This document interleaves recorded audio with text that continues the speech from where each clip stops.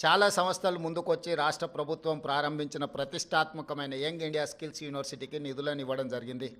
దాంట్లో భాగంగానే అదానీ సంస్థ కూడా 100 కోట్ల రూపాయలను కార్పొరేట్ సోషల్ రెస్పాన్సిబిలిటీ కింద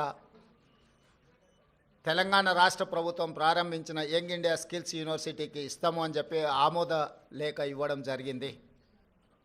ఈ అంశాన్ని ప్రస్తావించడం ద్వారా అదేదో అదానీ గ్రూప్ తెలంగాణ రాష్ట్ర ప్రభుత్వానికో ముఖ్యమంత్రి గారికో అప్పనంగా 100 కోట్ల రూపాయలు ఇచ్చినట్టుగా అనవసరమైన చర్చలకు రాద్ధాంతానికి తావిస్తున్నది.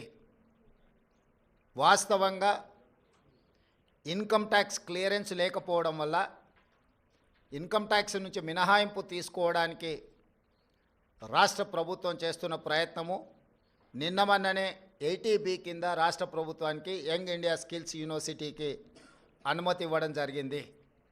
ఇప్పటి వరకు ఏ సంస్థ నుంచి కూడా తెలంగాణ రాష్ట్ర ప్రభుత్వం తన ఖాతాలోకి ఒక్క రూపాయి కూడా తీసుకోలేదు, ఇంక్లూడింగ్ అదానీ. అయితే అనవసరమైన చర్చలలో తెలంగాణ ప్రతిష్ట కానీ వ్యక్తిగతంగా నా గురించి చర్చ జరగడం మా మంత్రివర్గ సహచరులకు నాకు ఎలాంటి సుతారము ఇష్టం లేదు. అందుకే స్పష్టంగా నిన్ననే రాష్ట్ర ప్రభుత్వం తరఫున అదానీ గ్రూప్ ఆఫ్ కంపెనీస్కి మా అధికారి జయేష్ రంజన్ ద్వారా లేఖ రాయడం జరిగింది. జరుగుతున్న వివాదాలు, ఆరోపణలు, రకరకాల పరిస్థితుల వల్ల తెలంగాణ రాష్ట్ర ప్రభుత్వం మీరు ముందుకు వచ్చి ఉదారంగా తెలంగాణ యంగ్ ఇండియా స్కిల్స్ యూనివర్సిటీకి ఇస్తాన్న 100 కోట్ల రూపాయలను తెలంగాణ రాష్ట్ర ప్రభుత్వము స్వీకరించడానికి సిద్ధంగా లేదు. కాబట్టి దయచేసి మీ 100 కోట్ల రూపాయలను యంగ్ ఇండియా స్కిల్స్ యూనివర్సిటీకి బదిలీ చేయొద్దు అని చెప్పి విస్పష్టంగా వారికి లేఖ రాయడం జరిగింది.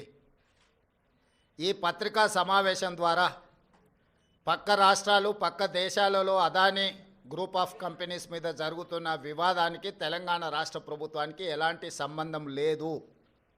అదేవిధంగా ఒక గొప్ప ఉద్దేశంతో లక్షలాది తెలంగాణ నిరుద్యోగ యువకులకు సాంకేతిక నైపుణ్యాన్ని నేర్పించడం ద్వారా ప్రపంచంతో పోటీ పడాలన్న ఆలోచనతోని యంగ్ ఇండియా స్కిల్స్ యూనివర్సిటీని ప్రారంభించినము.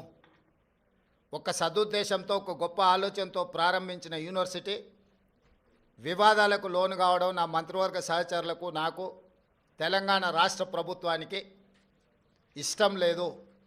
అందుకే తెలంగాణ రాష్ట్ర ప్రభుత్వము అదానీ సంస్థ నుంచి 100 కోట్ల రూపాయలను స్వీకరించకూడదు అని నిర్ణయం తీసుకున్నది.